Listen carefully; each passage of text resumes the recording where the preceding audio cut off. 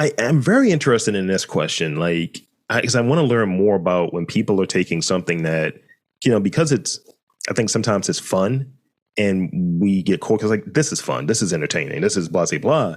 We sometimes take the work out of there, or something that feels like it might purely be play to some people, and they don't take the amount of work that's into it. So I'm interested in how one might make work feel like play from your perspective. How do you make things that you're working on, whether it be the curating, whether it be actually going through and prepping, how do you make that feel like it's play? I know sangria is probably involved, but how do you make that feel like it's play?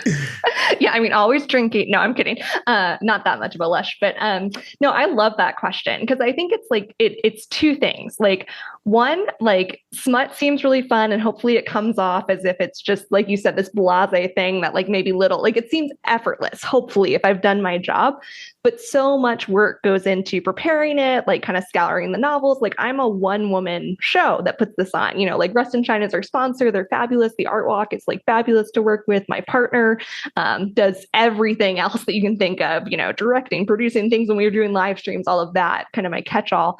But most of it, social media promotion, all that stuff, it's me. And so to do it and kind of, this is my hobby, you really have to love it. And I do. And I try to keep it fun for myself. Cause like you said, the content just kind of it's inevitably fun. And so I'm always looking for like, what is the next kind of craziest novel or something that we haven't done before or something, and also trying to keep it fresh and new. So we did the series for about 2 or 3 years, just like in person in front of the art walk. And then I started to add in things like we started to do adult Mad Libs, where like I would kind of write a scene in the vein of Vintage Smut and let the audience like fill in, make it interactive.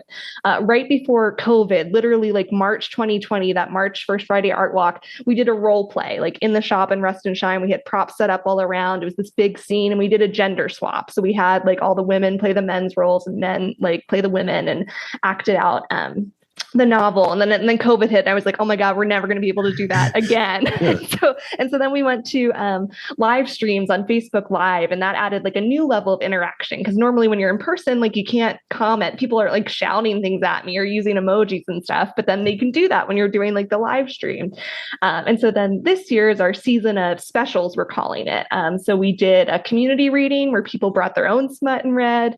We did our Mistress of Smut pageant in June, which was so fun. We crowned our first Mistress of Smut.